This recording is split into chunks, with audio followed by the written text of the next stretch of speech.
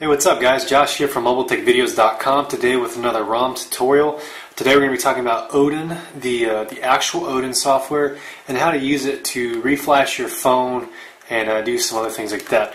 Now I'm going to go ahead and open up the software. This is ODIN 1.7. I believe 1.8 is available now. I'm going to package this with 1.7 as that's the version we're dealing with today. You can try the newer version if you'd like, but I do recommend probably using the latest version, as it tends to get more stable as time goes by. And today we're not going to talk about the full extent that ODIN can do. We're just going to talk about flashing firmware and maybe a couple other little things.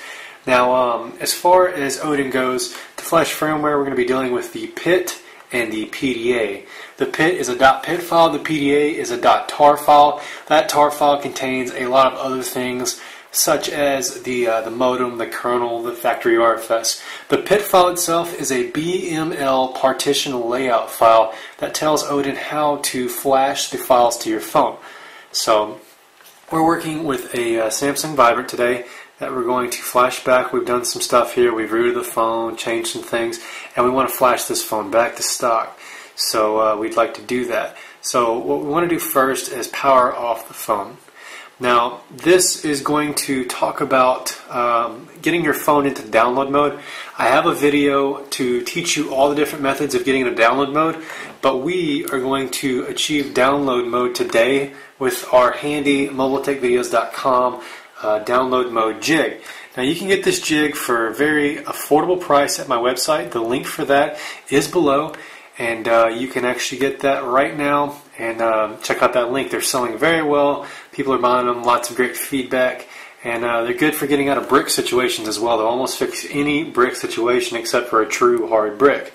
So the phone's powered off, and we're going to put this in a download mode. For us, we simply need to insert the jig, which is way easier, in my opinion, than the other methods. So we're going to put the jig in there, and it's going to put us in a download mode. Now, we've got our USB cable plugged in on the other side. I guess the phone took a little longer than I thought to power off. Once it did, it popped right into download mode as expected. So we've got our USB cable plugged in on the PC side. At this time, with ODIN open, we need to plug in the cable to the phone. It plugs in, and our COM is detected. Now, before all this happens, you need to make sure that you have the actual Galaxy S drivers installed on your computer. Your machine needs to understand what the phone is, or else this won't work. I'm assuming if you're at the point of flashing firmware that you've already done that. If you haven't, just do a quick read up on how to get those drivers installed. It's a simple executable package that'll do all that for you. But for the most part, most people have had their computers see their phone before, so we're not going to get into how to install drivers today with this video. So once our phone's plugged in, we're still in download mode. We got there with our jig, and we've got a COM port. This means that ODIN has now added and accepted the device. Now we can pick our PIT file. So for us, we're going to go with the Vibrant PIT. I've renamed it for simplicity's sake. There's the Captivate PIT. To be honest, they're probably the same thing, as the BML partition schema is actually the same. But we're going to pick our Vibrant PIT, and then we're going to choose our firmware. We're going to flash back to the stock Vibrant JFD 2.1 firmware. So that's a tar package. Now, if I wanted to show you what that looked like, I could actually go out to that package.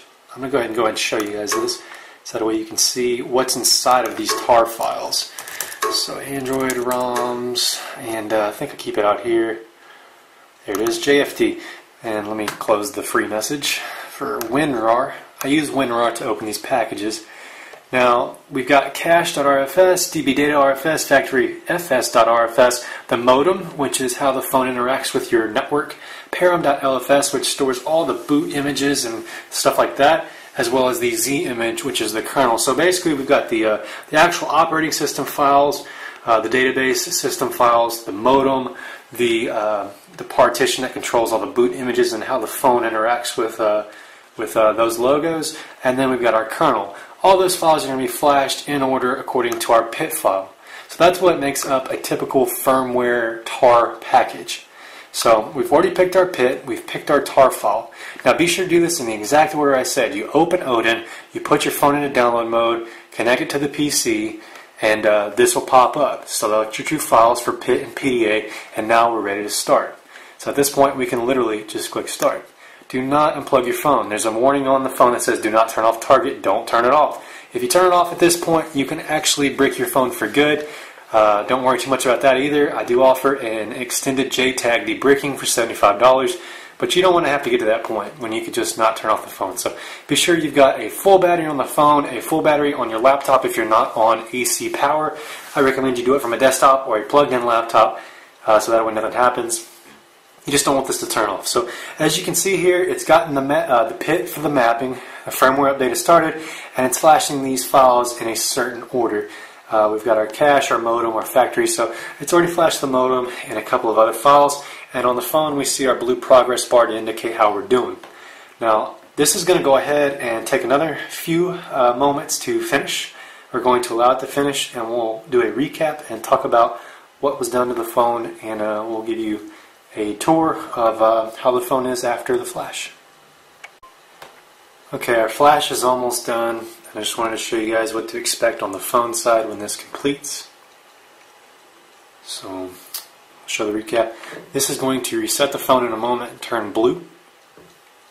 There goes the param, there goes the kernel, and the data. It resets, turns blue. You get a green indicator for a pass, as well as how long it took. It took us 2 minutes 11 seconds. There's our vibrant screen.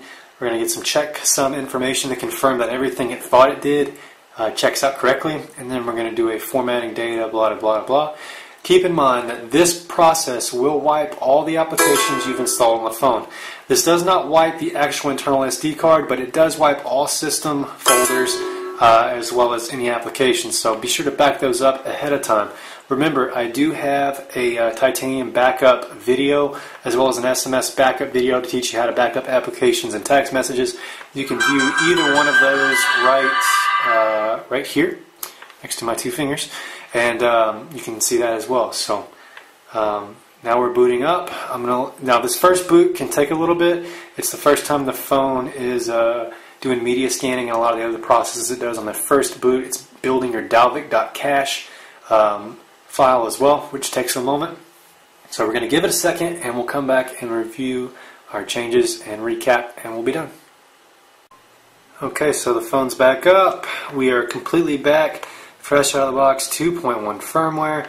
It's doing a little more media scanning, but obviously this is completely flashed back to stock, and we can verify that in the About Phone settings. We've got the stock Eclair build number, no custom ROM, stock kernel version. The baseband is now JFD for the modem, which also confirms our firmware version is 2.1 update 1. So this is a great way to flash back to stock. It's the recommended way to flash back before you upgrade to a ROM on the Vibrant as well as many of the other Galaxy S variants, and that's how you do it. So keep in mind to always use caution when doing something like this, as it does involve some serious things. You don't want to unplug in the middle of ODIN, and highly recommend grabbing one of these jigs today. They're very cheap. The link's in the description below, and we saw a lot of them, and we have a lot of happy customers. So appreciate you guys for considering to buy that product. Be sure to donate to us if this video saved you time and a major headache. We appreciate our donations. They help pay our web hosting, and I can't say thank you enough to the people that have actually donated at this point. I appreciate each and every one of you, and you guys really help me out a lot. So I appreciate you for appreciating me. So anyways, if you're ready to take on a mod or a firmware flash like this, good luck.